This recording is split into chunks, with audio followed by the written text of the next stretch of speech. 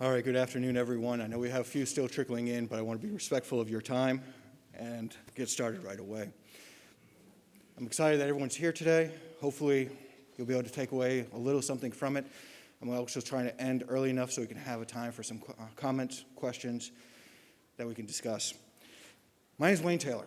I am a doctoral candidate at the University of South Florida, but as of most recently, I have just taken over as the director of the Office of Veteran Success at the University of South Florida. With that, we have 6,249 military-connected students that we're responsible for taking care of. So when we look at building a veteran-inclusive campus, what does that mean? And I am going to be the first one to pull back the curtain and say, University of South Florida is not what you would consider to be a veteran-inclusive campus. And my boss knows that. So even though this is being recorded, and my boss can review it later, she knows that we are not considered a veteran-inclusive campus, and so we still have a lot of work to do. So I wanted to start that conversation off and not saying that we are the example. We are a work in progress, and we know that a lot of universities out there are a work in progress and trying to go down this path.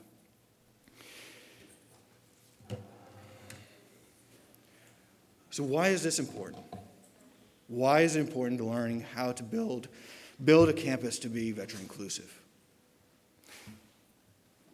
We all know if you happen to work for a university, if you're running a chapter, you're going out and you're dealing with donors, you're soliciting responses, you're narrating your story, and you're trying to expand upon your story. If you happen to work for a university, I'm sure everyone is fully funded with the resources that they need. Is that correct? All right.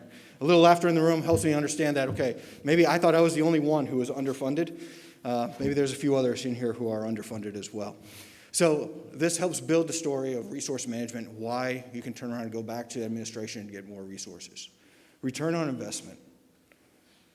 Institutions of higher education understand what that return is. They don't look at it as a return as someone who has graduated from a university.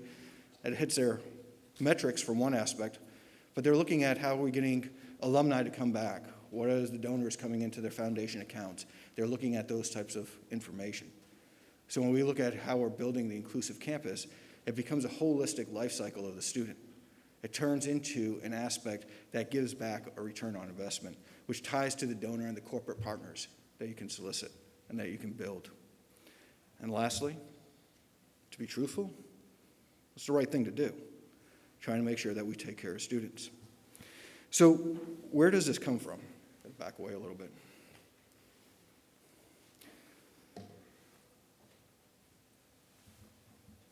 Dr. Vaki and Dr. Berger in 2014 came up with a solution.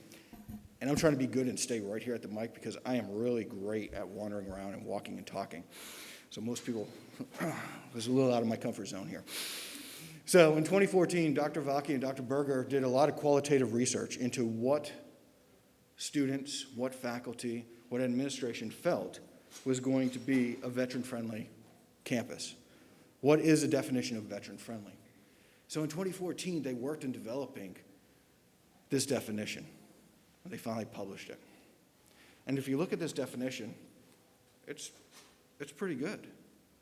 This is the intent. This is some of the things that we really want to see happen on our campuses. And as this slowly started to get out into higher ed and into the community, something else came about. The Department of Education realized that student veteran success is important. As the Department of Education came up with 8 keys to veteran success. Now those 8 keys, they solicited universities, see, like walking around. They solicited universities to make a commitment that they are going to adhere to these 8 keys, that they are going to support what the Department of Education's initiatives are to make sure that our student veterans are successful. Take a look at number 6. Utilize a uniform set of data tools to collect and track information. Back to one of those favorite conversations that people like having, right? It's all about metrics. It's all about numbers. So what happens when universities see this? they start thinking, how do we quantify this? How do we make sure that we are hitting our numbers? So as they look at these numbers, they figure there's other things that they have to do. And that focus becomes those numbers. Now, we know that behind every number is an actual person. But sometimes the focus is so intent on that number, that metrics, that what is lost is the story behind that student themselves. Does that student actually feel that they belong at the university? Again, I'll share that I'm peeling back the curtain.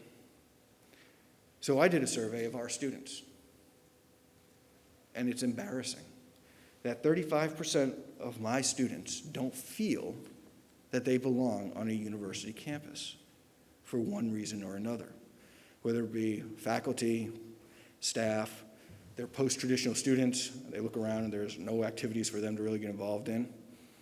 And then, of course, we had COVID, so that becomes another challenge that they're facing and saying, okay, well, how do we get involved? How do we get engaged? What do we do? I want to feel that I belong. But the metrics is what universities start using. Now, who else uses the metrics? We have these great veteran-friendly lists, talking about universities being veteran-friendly. And again, our university may be on that list, but does it really get to the heart of something? Does it get to the heart of if the student feels that they belong on campus? So in 2016, after those 8 keys to success came out, Wilton talked about what veteran-friendly is. He talked about it being a quantitative metric. And that becomes of concern, because if we're only looking at a quantitative metric, we are missing out on that aspect of how students feel and if they feel that they belong on our campus. If they feel that they belong, are they included? Are they represented? And how are they being represented? If you do any research inside the veteran studies area, you may be familiar with veteran critical theory, Phillips and Lincoln published. And in veteran critical theory, they go into more of the quantitative aspect of how that theory applies to student veterans. And it's meant to inform, assist universities in developing programs, developing their staff, their faculty, to how they can navigate military-connected students.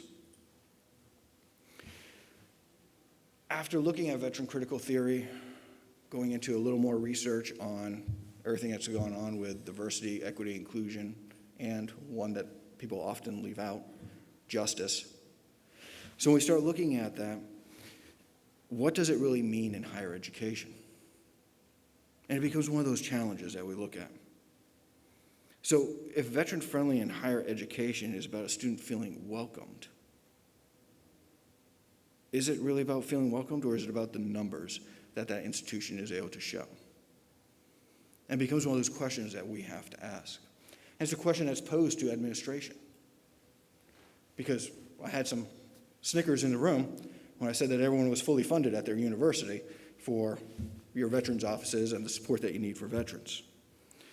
So Miller and Katz talked about what does it mean to be inclusive, especially in higher ed. A sense of belonging, feeling respected, valued for who you are, feeling a level of supportive energy and commitment from others so you can do your best work. Now the challenge is that level, it exists.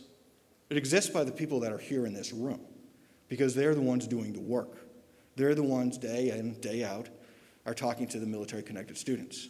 And the workday doesn't end, we all know, at 4 o'clock or 5 o'clock, does it? We know at 9 o'clock at night we are answering phone calls because a student has a housing insecurity issue, or there may be a food insecurity issue, or worst case, they may have a run-in with law enforcement. But something's going on in their life that they need to reach out after hours. And we still pick up the phone and we deal with it. Why? Because we have that level of commitment. But getting it to their administration becomes a new thing. So we're in 2022, so last year, I posed at the American Association of Colleges and Universities a new definition of what veteran inclusive means. Providing that learning-centric environment, valuing student veterans' perspectives and contributions by incorporating their community's needs. Why? Because we are a community. We are a subpopulation, a subculture. When I talk to our faculty and staff, they just look and say, well, they look like every other student. It's okay. They have their own language. They have their own way of doing, they have their own ethics. They have their own sense of belonging. They have their own community. A student veteran is almost like an international student. You'd be surprised on how fast it blows someone's mind at that moment. What do you mean? Okay, let's go down all these aspects. And so then it's getting them to understand and to change the narrative of how they look at our student veterans and what our military-connected students, not only do they bring to the table, because we know hands down that they can surpass most students sitting in the classroom, but what else do they bring to the table? What else is not being grabbed onto, that's being shared with their peers, that our students have that ability, that life experience, that experiential learning. But with that definition of veteran inclusive here, I'm not going to read through the whole thing because everyone hates when someone reads slides, and I'm definitely one of those people. If you look at the last portion goes to our faculty and staff. So it's interesting, our university made a comment saying, well, we need to make sure that there's a good representation for diversity's sake, we need to make sure that there's a good representation of the diverse populations, that it's equal in staff and faculty. It's always dangerous when a university makes great public pronouncements. I love it every day. Great. I think that is a great thing. Wayne, you support that? Absolutely. Hey, I do have a question, though. Since, not including my ROTC cadets, I represent 12% of the student population, are you going to tell me that you're going to have military-connected faculty and staff representing 12% across the university? Crickets. I'm like, okay. We can play this two ways. Okay, hey, we need to serve an underrepresented student population. Okay, let's take a look at it. Let's take a look at where our numbers are in comparison to the rest of the university. Where's the funding? Thank you. I'll take some of that money as well. So it's learning how to use the term veteran inclusive. And so using this term veteran inclusive is allowing an opportunity to help administrators understand where we need to go. So it's a new way of thinking. Now, can veteran-friendly and veteran inclusivity coexist? Absolutely. Asked me a year and a half ago when I was really diving more into veteran inclusivity, I would have told you no. I said, no, it's just one way. But no, they can coexist. But we need to extend it beyond that, because you don't just take care of student veterans, do you? You take care of military-connected students. We take care of the dependents. We take care of the active duty, the reserve, the National Guard. Those who know me will know that my accent just came out, so I apologize. I try to hide it so much. Darn it. Yes, thank you. So, and as well as our ROTC cadets. So we look at making sure that we are able to extend to all military-connected students. And this is who we need to be supporting. So can we have military-connected student-friendly, inclusive campuses? Absolutely, that's what we strive to do it. But how? Since we're at Disney, and Disney now owns Lucasfilms, it's only appropriate that we use the term Jedi. Everyone else says use something else, but I'm all about Jedi. So justice, equity, diversity, inclusion has given us a great opportunity to expand these roles right now, to actually explore what it really means to be that way to our veteran population. So how do you do it? And this is what the meat of this conversation is today. The steps that I'm working on right now with my university to go forward. Until I hit the wrong button. So the framework that I'm looking at using is starting off with an environmental scan. Environmental scan, of course, moves to analysis, then a SWOT, and I'll show a little bit more of each one of these. An environmental scan often uses the PESTEL analysis. political, economic, social, technology. That's how you know I'm not reading off the slide. Technology, environmental, and legal. What does this mean to your university? What does it mean? So now you're looking at it from both an internal and an external aspect. External, everything else that surrounds the state. How does your state policies apply to you? State regulations. Then we go into internal to the university. If you really want to have a whole lot of fun and you want to be able to fall asleep at night, you just start reading through all the policies and procedures that an institution has. Dear Lord, it's going to put you to sleep. I know that from my own personal experience. But looking through every policy that exists, does the registration policy actually benefit our military-connected students, or is there a challenge that it poses? Enrollment for classes. Parking, something as simple as a parking pass. All right. So looking at every policy that exists, this is a lot of work. So that's why the framework for building a veteran-inclusive campus is challenging, because there's a lot of work that goes into this. So you have to start by going into every aspect that's on this PESTEL analysis. Technology, do we have the technology to support our military-connected students? Both those who have to use accessibility services and those who do not. Do we have the resources available? So many different aspects, and it's both from external and internal. So internal to the university, external in your local community. What is there to help? I stole this slide from someone else, I'll admit it. It says patience in the middle. Sometimes I feel like a patient. Okay, but broad analysis. So we're looking at, we've got political climate, demographic changes, research findings. All those are on the external, on the outside. Those are all things that you're looking at, all things that you're trying to determine. Do they have an impact on your students? Do they have an impact on your university?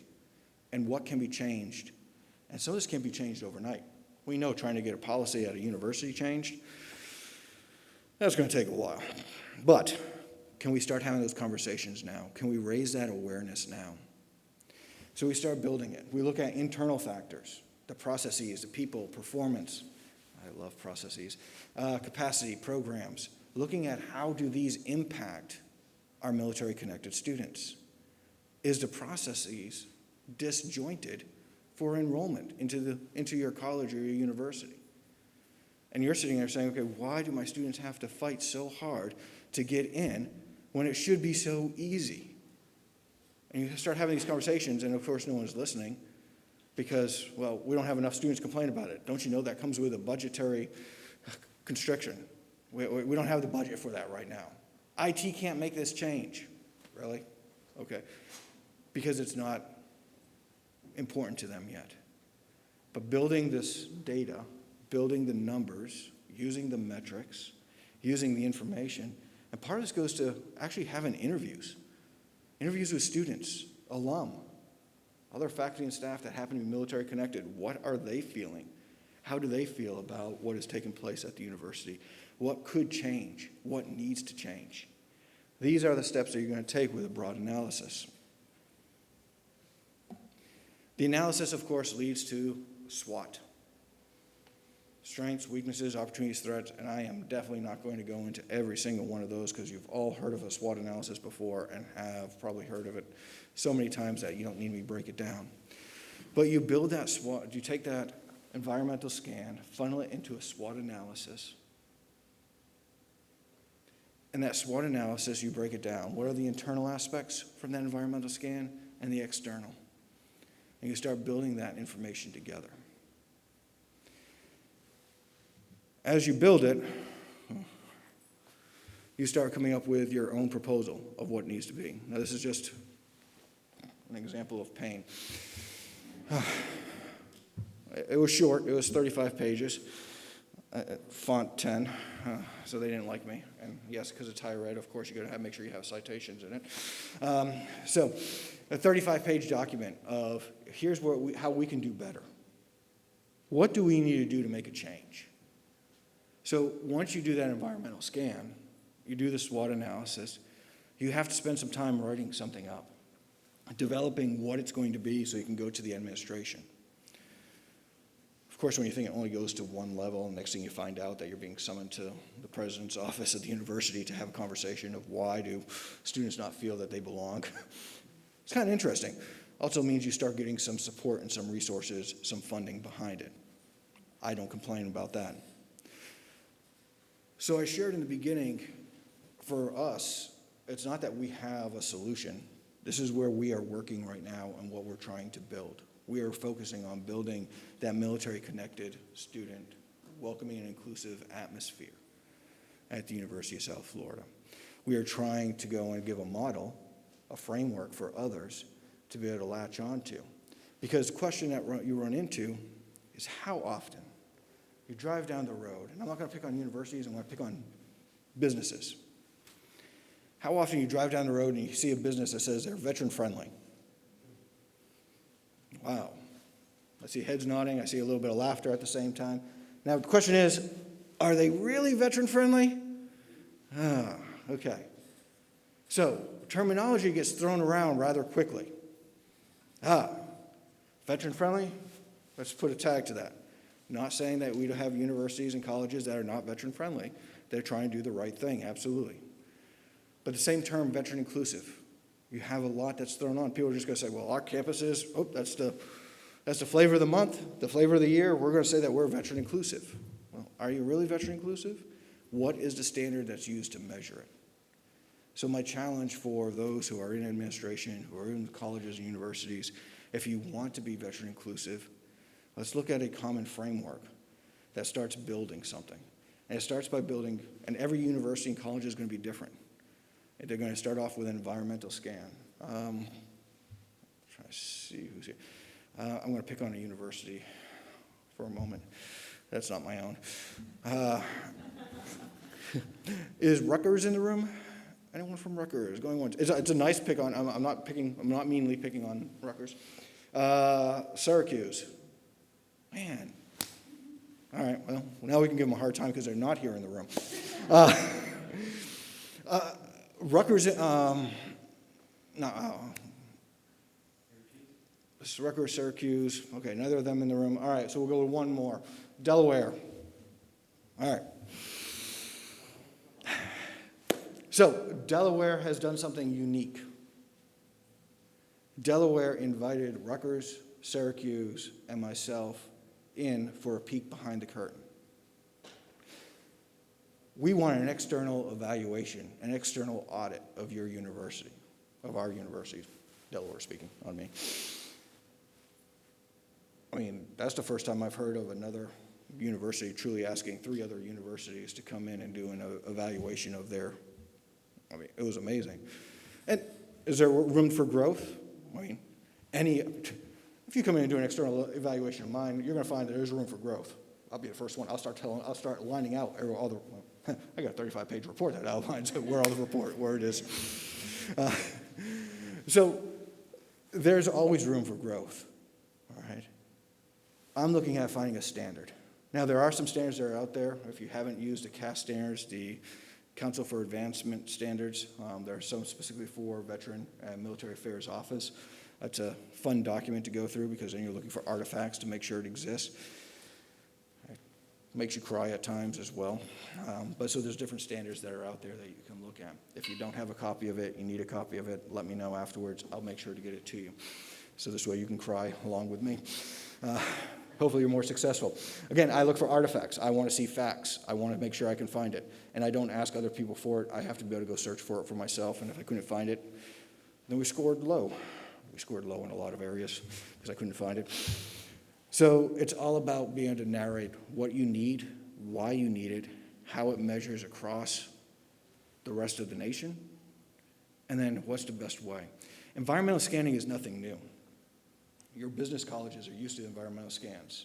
So as you start pitching, you're going to do an environmental scan to administration, they understand that and recognize that. It just becomes one of those challenges that once you take it on, make sure you be able to finish with a fun report. With that, my goal is not keeping you here all day, but I want to have a little bit of a time for discussion.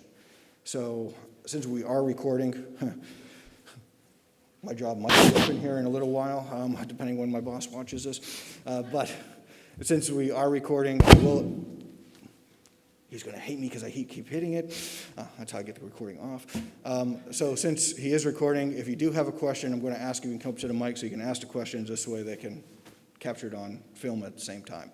But with that, what can we talk about with building a framework for veteran-inclusive campuses? Struggles, thoughts. I mean, I got no problem sharing my own challenges and dilemmas if you have something. I'm from the University of Baltimore in Maryland. What changes did you make to go from a veteran-friendly specifically to make your students' perspective so they feel more included at the institution? I have a lot of veteran students at the institution who say, I don't see teachers here that represent me. They're like, you're the only vet guy on campus. I'm the director of the Veteran Center. How do I get administrators and other people to make them feel more included on campus? That's a great question. I love panels. I love having not just student panels, but student administration panels. Putting the dean of student on a panel with a student veteran is real eye-opening to the deans. The dean of undergraduate studies sitting on a panel and conversations are coming out. Now they're answering from an administrator standpoint, but at the same time, what are they hearing? They're hearing the student talk about, I don't feel welcomed here. Your events are only posed for this, no offense to anyone who's in this age bracket, because I'm really gonna be old here. No offense to the 17 to 21-year-olds, but your university is catered to the first time in college. I am a post-traditional student. I work, I have kids. You do not have anything that's family-friendly. You do not have, I mean, they don't like getting a punch in the eye when it's a panel discussion. Your board of, what do we have? Our board of trustees meetings. Our board of trustees meetings allows conversations that student organizations can come in and speak at the board of trustees meetings. The last thing a board of trustees wants to hear is a student veteran organization walking in and saying, hey, we do not feel that we are being supported by the university. I have one person who I feel is the only person that can represent our population and can go to bat with me when I'm talking to faculty and staff. Well, we have faculty who are veterans. Really? Do they put it anywhere on their website that they are? No? Oh, okay, why? Because academia does not, no offense to anyone in academia, but academia has not supported military-connected personnel being in higher education for such a long time. So you're used to having it from the Veterans Office, but a faculty member to say, well, yes, I teach philosophy and I served in the military, they're concerned about tenure. They're concerned that they may not be respected by others. So it's breaking down those barriers. And so that's conversations that I'm having with our deans of undergraduate studies, our dean of graduate studies, as well as now the president of the university. Why? What can we do to go and change this atmosphere? And so it's starting those are how I've started the conversations, at least. Other thoughts, concerns?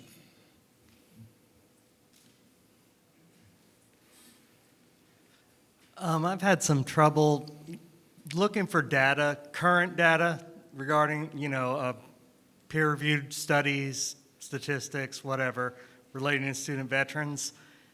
I end up going down rabbit holes or finding really old studies.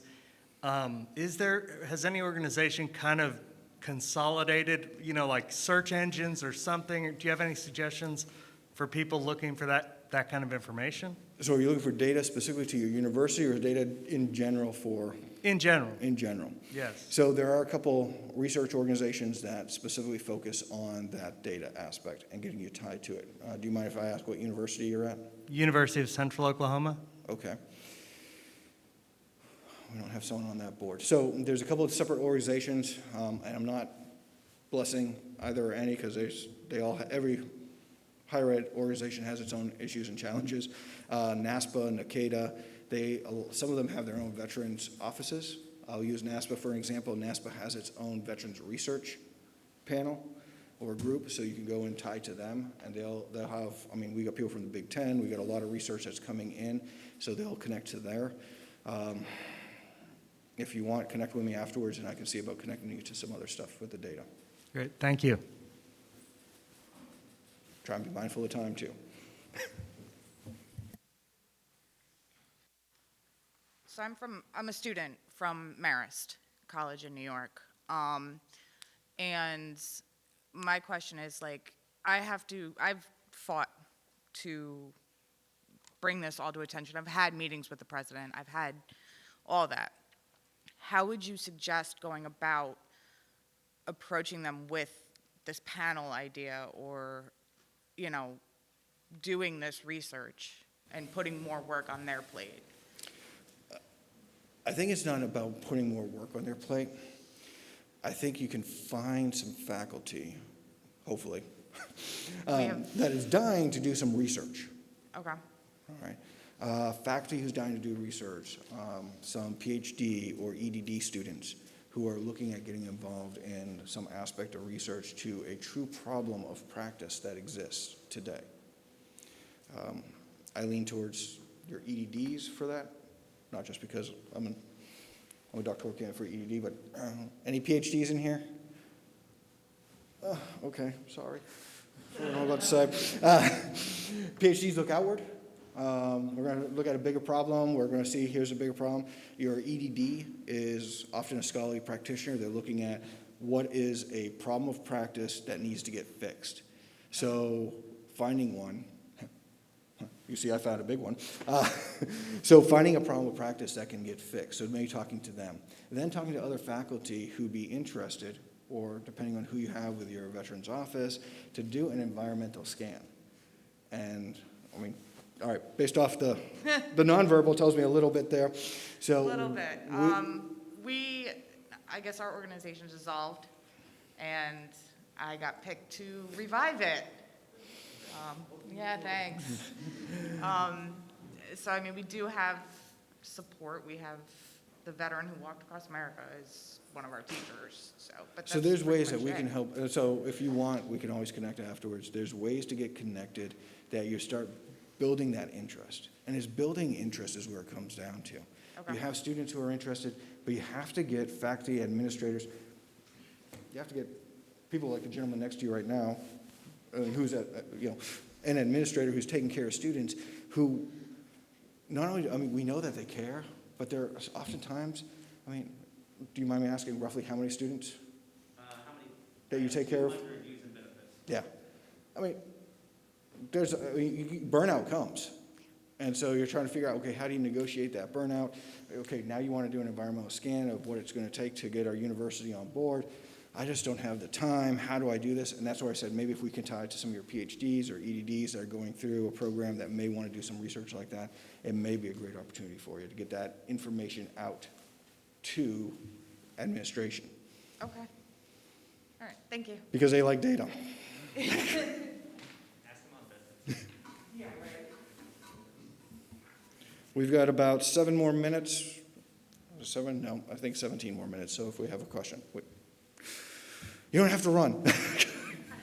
Sarah Mattingly, Iowa State University. Is there any part of the audit that trickled down to the club level that we could start implementing right away as club presidents and leaders? Absolutely. So if you look at, I probably should have brought the whole, well, he's got the presentation, it's not me.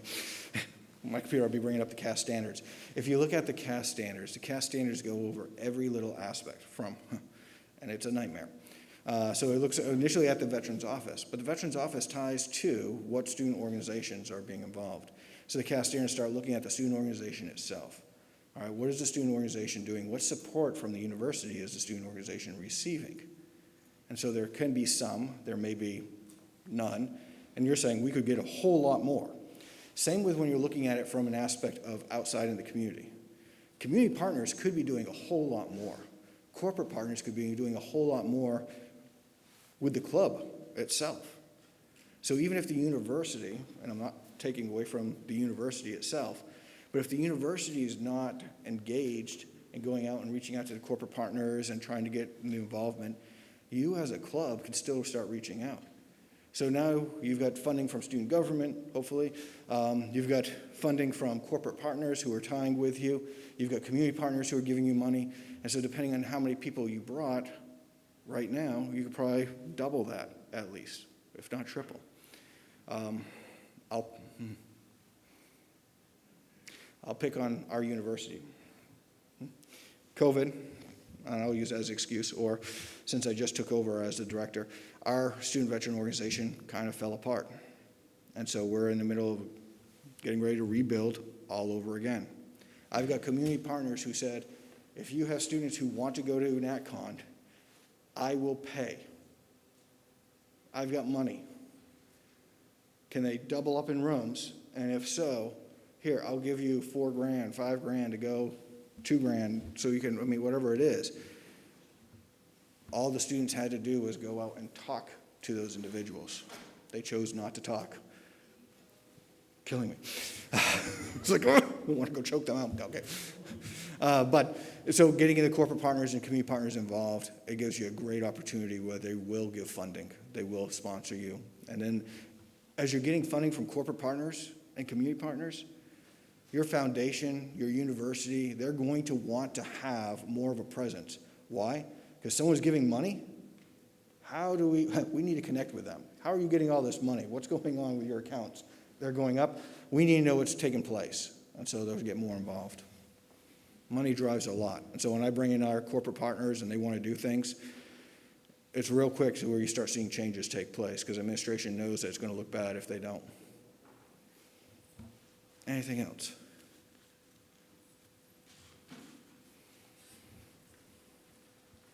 Good afternoon, Mr. Taylor. Yes, sir. Just Juan Rodriguez, Augusta University.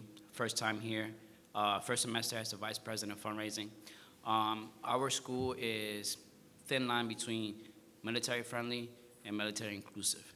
We have a large population of veterans, student veterans, active military duty members who are going to school part-time, full-time. What advice can you give me to get them more engaged in the SVA and to be there and participate in all these events that we offer for them? That's a challenging question.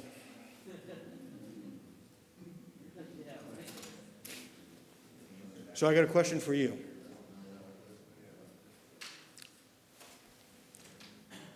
Anything that I'm doing, any initiative I'm looking at, I lead with one acronym. Okay? Back to military and acronyms. Here we go again. PT Buff. Put the benefits up front. Why? Why should I come out? Why should I get engaged? Why should I participate? So I put the benefits out front to them. Our ROTC cadets, our active duty military, why should they come out and get involved? They've got they've got their active duty jobs. They have families at home.